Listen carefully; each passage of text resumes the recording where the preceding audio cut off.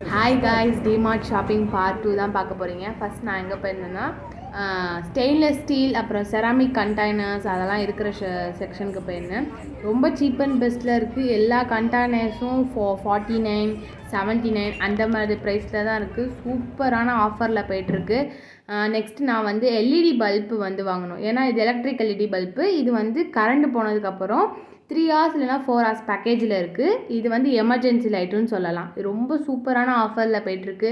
ஒரு லைட்டு ஒன்று 279, 299 அந்த மாதிரி ரேட்டில் தான் இருக்குது. நீங்கள் வந்து மறக்காமல் இந்த செக்ஷன்லாம் விசிட் பண்ணுங்கள்.